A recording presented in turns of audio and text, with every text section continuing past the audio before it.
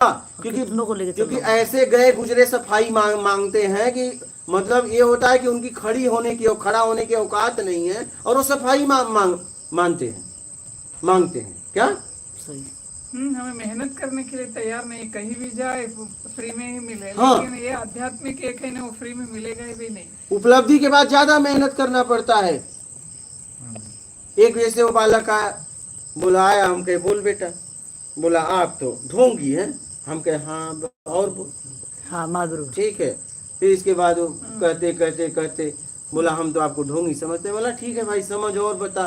करते करते करते जब कुछ दिन रहा तो उसके परिवार आ गए, और परिवार आ गया तो जाते वक्त लगा रोने पकड़ के। बोला बेटा कोई बात नहीं, फिर आना हम हैं, ठीक है। अब बताइए, तो ये हालत है। तो उपलब्धि के बाद तो बहुत ज्यादा मेहनत है, बहुत ज्यादा मेहनत। उनको जवाब देना पड़ता है, खड़े भी नहीं हो सकते और उनके सामने सफाई पेश करना पड़ता है। पता है क्यों? कि उनका स्तर उठ जाए, बस और कुछ नहीं।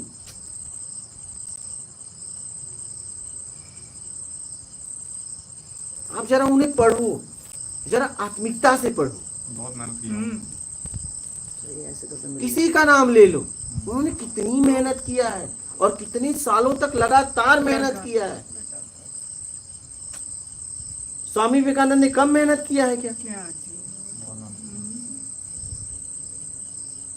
इमेजिन कल्पना नहीं कर फिर? सकते आपके इसको। वो जाने के बाद रामकृष्ण परमहंस के कई बार गए, उन्होंने बस अनुभव कराया था, उन्होंने उपलब्धि नहीं करा दी थी, उन्होंने अनुभव कराया था, मात्र झलक दिखाई थी। उसके बाद उन्होंने था मेहनत किया है, ऐसे ही नहीं हो गया। नहीं, कोई भी हो, कोई भी मेहनत बहुत है उसके पीछे कभी न कभी उसका मेहनत है। आपके पास जितना भी है आपका मेहनत है उसके पीछे। तो आपको अगर चाहिए तो मेहनत करो ना भाई। आप उससे तरीका पूछो ना सामने वाले से, वो बताएगा। अब जाके शक्तिपात कर दो, तब हम समझे कि आप गुरु युग गए हो। अब बताओ, मतलब अब तुम समझोगे, तुम अपना स्टैम्प मारोगे तब वो गुरु होगा। हाँ, आप अपना स्टैम्प मारोगे तब वो गुरु कहलाएगा, नहीं तो गुरु नहीं कहलाएगा। ये बड़ी शर्म की बात है। लेकिन शर्म भी आपको नहीं है तो काम नहीं है शर्म भी नहीं है। नहीं है। सब अगर शक्तिपात अगर करने लगे तो हम यहाँ, आप यहाँ रहते भी नहीं थे, सभी उठा के ले जाते। सही। हम इतने लालची हैं। सही है। कुछ भी करने के लिए तैयार है, हमें मेहनत करना नहीं है। ऐसे ही बैठ के हमें जो कुछ मिलना है मिले तो सच है, ना मिले तो मेहनत से मिलना है तो वो सच नहीं। हम तो थोड़ा पढ़े लिखे 15-20 इयर्स गुजर गए, हम थोड़ा वापस बेनिफिट्स तो हमें मिला। लेकिन आपको आपका बेनिफिट अंदर का है, बाहर कुछ बेनिफिट आपको नहीं है। हमें देना चाहते हैं आप, लेकिन कठिनाइयाँ इतने हमें महसूस भी नहीं कर सकते। हमसे नहीं होगा, वो भी ताकत नहीं है हम में। ये होगा, किया होगा, कौन थे उनके साथ, वो साथ भी रहने वाले भी वैसे ही रहते हैं, क्या देखते हैं क्या नहीं देखते पता ही नहीं है। विवेकानंद जी को 33-34 हेल्थ इश्यूज थे, हेल्थ प्रॉब्लम्स थे। कितने लोग लिखते हैं वे तो सन्यासी थे, आध्यात्मिक स्तर से बहुत ऊपर थे, क्यों इतनी बीमारियां थे। वो तो कई लोगों को था, वो तो कई लोगों को था। अल्लाह नहीं, वो नहीं जी, उनके बीमारियों के बारे में हम चर्चा करते हैं। हाँ। एक आध्यात्मिक व्यक्ति को बीमारियां क्यों? क्या शरीर नहीं है उनका? खाना नहीं मिला, पीने के लिए पानी नहीं मिला, ओढ़ने के लिए कुछ वस्त्र नहीं है। जितना कुछ हो रहा है उसके जिम्मेदार आप ही हो, आपका कर्म का ही परिणाम। ये देखता हूँ इस समय जो संत लोग हैं वो बचपन से अच्छे कर्म करते हैं, साधुवादी करते हैं, फिर भी वो बीमारी से ग्रस्त रहते हैं। जैसे हमारे मुझे ये देखना है, मैं कह रहा हूँ कोई संत है, आप समझ रहे हैं, अगर वो बीमार नहीं हुआ और कोई बीमार हुआ, इससे तो आपको लाभान नहीं होगा। उसने ज्ञान क्या दिया वो लो।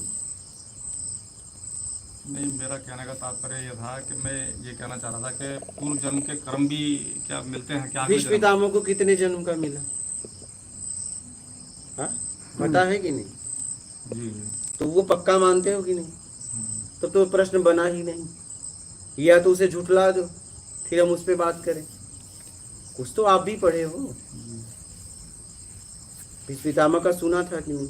हाँ, उन्हें कितने जन्म का मिला, कितने महीने सही सबसे पढ़े रहे ना। जी। तो फिर ये इसी से सिद्ध हो गया ना, या तो झूठ है, बताइए क्या है? तो सच्ची कहा जाता है। तो फिर जब पता है तो फिर क्या पूछना? कुछ ऐसे अंदर से प्रश्न निकालो जो आपके अंदर से हो। अगर इस तरह से हम देखते हैं गुरुदेव, तो फिर तो मुक्ति हमें लगता ही नहीं है कि हम होती है या नहीं होती है, इसके बारे में सोच नहीं सकते। मुक्ति क्या होती है मैं आपको बता रहा हूँ। देखो ऊपर लिखे मुक्ति, जन्म से मुक्ति नहीं, आप वैसे मुक्त हैं आपके कर्म से। कर्म से बंधन है, कर्म से मुक्ति है। ये मैंने ऊपर ही लिख दिया है, यही मुक्ति है। क्योंकि अगर आप ईमानदार हैं तो अपने आप में है, समझिएगा। ईमानदार है तो अपने आप में है, बेईमान है तो आप बाहर हैं। सीधी सी बात है। तो मुक्त कौन है? अपने आप में है। तो मैं तो पहले लाइन में ही खत्म कर दिया बात को। नहीं, मैं ये पूछ रहा हूँ, मतलब जो जन्म हो रहे हैं, जैसे जन्म के बाद फिर जन्म है ना, तो उससे मतलब मुक्ति पॉसिबल ही नहीं है। जन्म के बाद जन्म किसका है? इच्छा अपेक्षा का, पहले ये समझना है। जन्म किसका है? जिसकी इच्छा और अपेक्षा है। और मृत्यु किसका है? जिसका इच्छा अपेक्षा रह जाता है। तो जन्म और मृत्यु आपका नहीं, इच्छा और अपेक्षा का, आपका नहीं। फिर कहा गया ना जन्म है ना मृत्यु है। मुक्ति भी मोक्ष है। मुक्ति शुरुआत है मोक्ष तक के लिए। मोक्ष का मतलब जन्म मरण से मुक्ति पाना। जन्म और मरण से मुक्त हो जाना। ठीक है। जैसे अष्टावक्र आए तो वो उनका जन्म नहीं है, क्योंकि उनकी कोई कामना ही नहीं, उनका मृत्यु भी नहीं।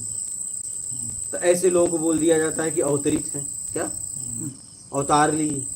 वो किसी कार्य के लिए आए थे, वो कार्य करके चले गए।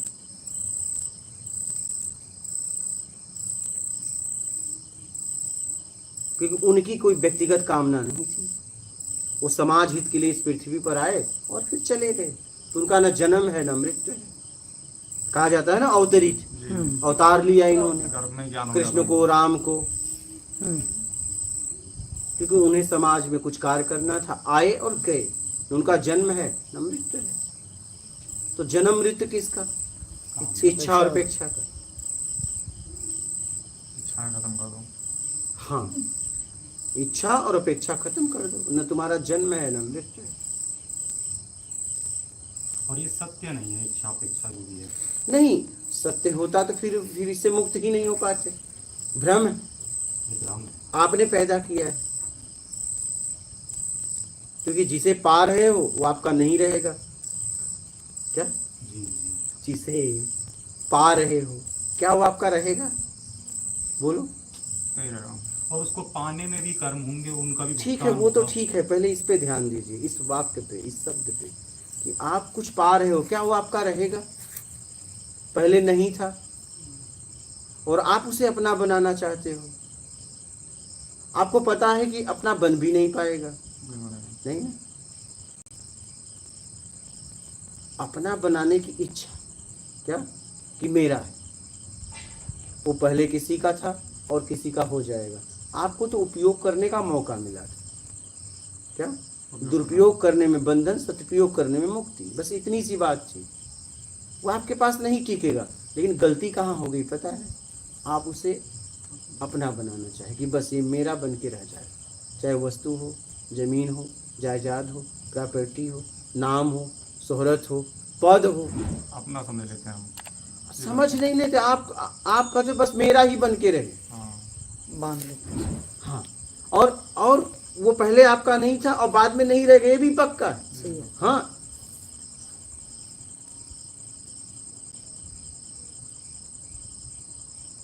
यही इच्छा आपको घुमा रही, का सदुपयोग करते हो निकल जाते। क्या पहले किसी के पास था, अब आपके पास आया, आप उसका सदुपयोग करते और फिर उसके बाद जिसके पास जाना होता जाता, बात खत्म। जाने के पहले आप उसका उपयोग कर लेते, बस बात खत्म। हाँ, चाहे वो शरीर ही क्यों ना हो। कुछ भी हो, कुछ भी हो, हम्म, काश उसका सदुपयोग कर लेते बस। और ये मोक्ष की इच्छा ये भी एक इच्छा ही है। अगर लास्ट में मृत्यु के समय और कोई इच्छा ना हो, यही उसकी इच्छा रहेगी मोक्ष कि कर्म मोक्ष से नहीं हो मिलेगा, पाया मेरा। मोक्ष कर्म से मिलेगा। हाथ पकड़ना इच्छा है क्या? नहीं, छोड़ना इच्छा नहीं है कि छोड़ना भी इच्छा है। पकड़ना इच्छा है, छोड़ना छोड़ना तो शायद ही इच्छा छूट नहीं जाए। है, फिर छोड़ सकता आप मूल में आ रहे हैं ना, तो मोक्ष कोई इच्छा नहीं है, आत्मज्ञान कोई इच्छा नहीं है, मुक्ति कोई इच्छा नहीं है, क्योंकि मैं वापस जा रहा हूं।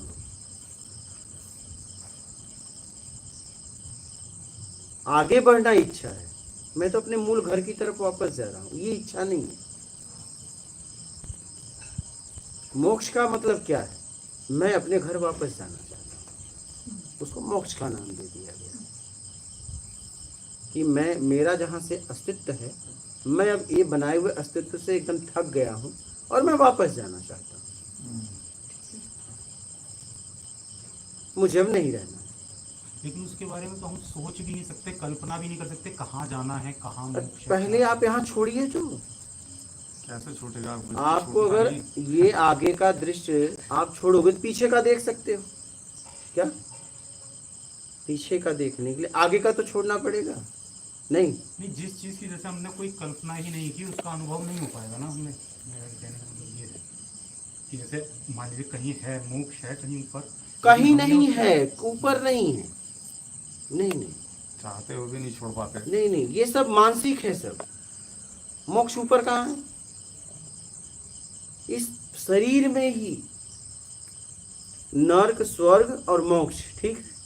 जरूरत से ज्यादा, योग्यता से ज्यादा मिल गया तो स्वर्ग, नहीं मिला तो नर्क, और चाहिए से मुक्त हो गए तो मोक्ष। यही है मोक्ष, इसी पिंड में है। मोक्ष का मतलब मुझे कुछ नहीं चाहिए, मोक्ष। और क्या है मोक्ष? फिर ध्यान लगाने की जरूरत नहीं, ध्यान साधना करने की। आप देखिए कि होगा कैसे। मैं तो कह दूं घर जाना जरूरी नहीं, तो क्या घर नहीं जाओगे? बोलो, नहीं जाओगे? जाएंगे। फिर गुरुजी, यहाँ पे जरा घर का पता एक ही है ना। मिनट, आप अपनी समझ का उपयोग करो ना। आप अपने भी समझ का मैं कह दूं ध्यान ना करो, पूजा ना करो, पाठ मत करो, तपस्या मत करो, इसे कुछ रहता है, नहीं करोगे। समझना इस बात को। आप ये पूछिए कि होगा कैसे। जी। ये मत पूछिए कि ध्यान ना करो, ये ना करो। हमने कुछ कहा कर? हमने तो कहा ही नहीं, रोका ही नहीं आपको। आपको इतना समझना है कि आखिर होगा कैसे। नहीं समझ में आ रहा, आप मुझसे पूछो कि होगा कैसे। मैंने कहा ईमानदारी सत्कर्म, क्योंकि आप कर्म में हैं, तो पहले ईमानदारी सत्कर्म अपना लें। तो क्या आप पूरे ईमानदार हैं? हाँ या ना? नहीं, हम तो ईमानदार हैं, जानबूझ कर तो बेईमानी करते नहीं गुरुजी। हम तो ठीक है, मैं हम सब कह रहे हैं, अपनी तो जिम्मेदारी देखिए, हमारी फिर है। आप उधर बात ना करिए, मैं आपसे पूछूं वो हाँ। कौन है? हाँ, आप उन्हें क्यों देख रहे हो? नहीं तो नहीं देख रहा। नहीं, आप सफाई दे रहे हो, क्यों दे रहे हो? हमने आपसे सिर्फ एक शब्द में पूछा, आप ईमानदार हैं या हाँ या ना? जी, क्या जी? ईमानदार हैं, ईमानदार हैं। पूरी तरह व्यवहारिक जगत में ईमानदार है। बिल्कुल बिल्कुल। ठीक है, सत्कर्म करते हैं, सत्कर्म करते हैं, जरूरतमंद की सेवा करते हैं, बिल्कुल करते हैं। तो ठीक है, लगे रहिए और योग्यता से ज्यादा पाने की इच्छा का त्याग कर दीजिए। आप क्या करते हो? मेरा बिजनेस है, ये किसका बिजनेस? हार्डवेयर की दुकान है और एक छोटा सा वो वाटर पार्क खुला हुआ है। ठीक है, तो एक लड़का है मेरा, वो देखता है उस माता में। तो क्या, ठीक है, आप क्या करते हैं? मैं तो आपसे मैं दुकान पे बैठता था, हार्डवेयर की दुकान पे। दुकान पे बैठते हैं, जी। क्या कस्टमर को जैसा सामान बताते हैं वैसा ही रहता है हाँ, कि मिलावट रहती है? कोशिश करते हैं, 90% मिलाते नहीं। बताते हैं उसको ये सामान है, लेना हो तो लो, नहीं तो मत लो। नहीं, मैं फिर कह रहा हूँ, जी बहुत गहराई से बात करिए। मैं आपके लिए बात कर रहा हूँ, जी जी अपने लिए नहीं। बिल्कुल।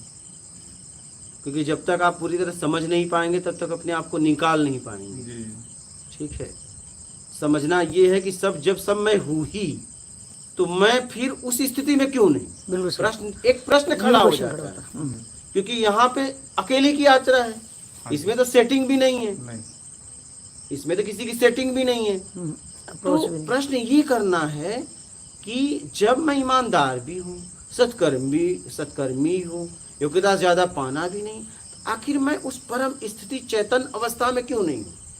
इसका मतलब मैं कहीं न कहीं बेईमान हूँ, मैं पकड़ नहीं पा रहा हूँ उस पॉइंट को। राइट समझिएगा इस बात। राइट, बिल्कुल सही।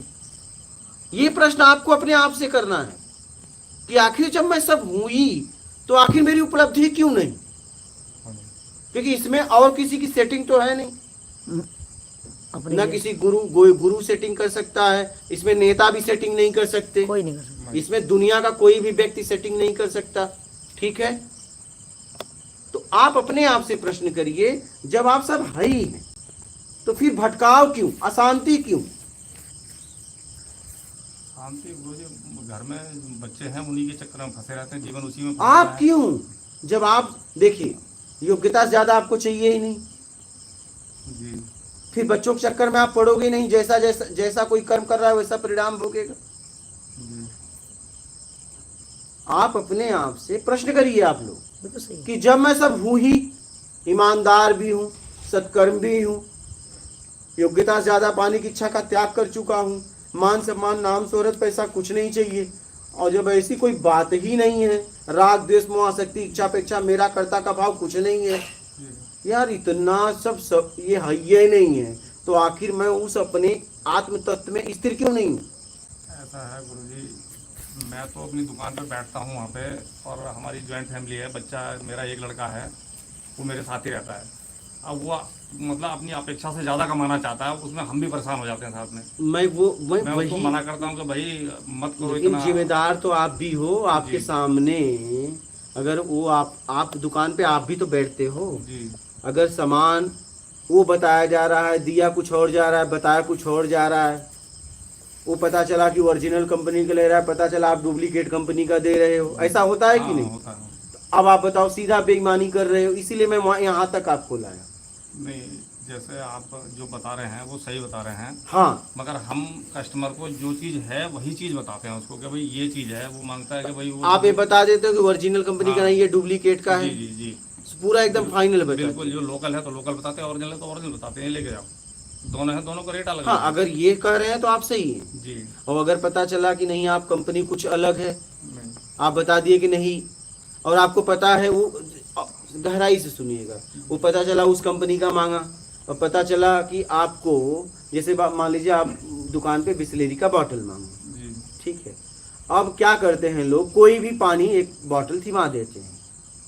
आपने क्या बोला, बिस्लेरी दो, दुकानदार को बिस्लेरी की बॉटल में उसको कमीशन कम मिलेगा, जी। एक लोकल बॉटल थमा देता है। ज़्यादा, हाँ। ठीक है, क्या वो बेईमान नहीं है। बेमान है। बेईमान है। अगर आप भी ऐसा करते हो कि उस कंपनी का सामान मांगा और आपने उस कंपनी में पता चला कि ब्रांडेड कंपनी है, आपको कम मिलेगा, और आपने लोकल कंपनी का उसे अच्छा बना के बेच दिया, अगर ऐसा करते हो तो भी आप बेईमान हाँ, हो। बेईमानी है। तो क्या ऐसा करते हो। नहीं करते। हाँ, तो नहीं करते तो ठीक है। तो अब आप अपने आप से पूछिए, आइए अब आपके ऊपर प्रश्न खड़ा होता है, और आपको करना है कि आप ईमानदार भी हो, सत्कर्मी भी हो, और सब होने के बाद भी आप इतने अशांत क्यों, इतने घुटन में क्यों, वो आप अपने आप से पूछो। ठीक है, ये प्रश्न आपको करना है, कहीं आपको भटकने की अब जरूरत नहीं। ये आपको अपने अंदर से प्रश्न निकालना है कि भैया ऐसा क्यों। सही। गुरुजी बेईमानी तो नहीं करते, बस जो जैसे सौदा होती वैसे ही देते हैं उसे कह के। हमारा तो ऐसे सुबह उठते ही दिनचर्या वहाँ से स्टार्ट होती है हमारी, कि सुबह उठे, फ्रेश हुए, ऊपर कबूतर चिड़ियों को दाना दिया, नीचे आए, थोड़ा ध्यान किया, नाश्ता पानी करके दुकान पर आए, चींटियाँ होती हैं उनको भी जमाते हैं उठ के। जो आजकल गायें ज़्यादा फ्री रहती हैं इधर उधर, उनके लिए भी सुबह रोड पे एक ड्रम पानी का 3 टाइम भरते हैं, जो पानी पी के जाए, गाय भैंस वगैरह, कुत्ते बिल्ली सभी। कोई ज़रूरतमंद आया तो उसकी भी मदद करते हैं। ठीक है, इसीलिए तो पूछ रहा हूँ, अपने आप से प्रश्न करो ये आखिर इतना करने के बाद मैं अशांत क्यों हूँ? समाज में गुरु जी इतना आसान नहीं है। आप मतलब अगर वाकई आप बहुत अच्छे आसान हैं तो ना, आदमी रहता ही है, बाहर जो बुरे कहीं ना लोग कहीं। हैं वो आपको रहने नहीं देंगे चैन की। ये मैं आपको अपना अनुभव बता रहा हूँ, छोड़ेंगे नहीं। नहीं, हम इनसे कह रहे हैं कि उस समाज में रह के ईमानदारी से जी रहे हैं ना, मैं इनके लिए कह रहा हूँ व्यक्तिगत, कि आप अपने आप से प्रश्न करिए। और भी अगर कोई कह रहा है कि नहीं मैं ईमानदार हूँ, सत्कर, सब मेरे अंदर गुण ही गुण हैं, यार तुम उस चैतन्य अवस्था में क्यों नहीं हो? ये प्रश्न खड़ा हो जाता है तुरंत। बिल्कुल बिल्कुल खड़ा होता है। बिल्कुल। तो कहीं न कहीं आप खोज नहीं पा रहे हो, कहीं न कहीं गड़बड़ी है, आप खोज नहीं पा रहे हो, तो उसे खोजो। या तो गड़बड़ी है ही है, सही है। नहीं तो इसमें भी तो उस बेईमाना स्थिति है। में होते ना। हाँ, इसमें तो मेरे उसको बेईमान खोजो। है। बिल्कुल सही है। क्योंकि जब अर्जुन कृष्ण के सामने प्रश्न निकाल रहे थे तो कांपने लगे। प्रश्न ऐसे नहीं निकलते हैं, नहीं निकलता। तो आप उसे निकालिए। निकालें कैसे गुरुजी? रोने लगे, चिल्लाने लगे, डर गए, क्या सही है। डर गए, वो भयभीत हो गए, हम्म। प्रश्न उत्तर से भयभीत हो गए।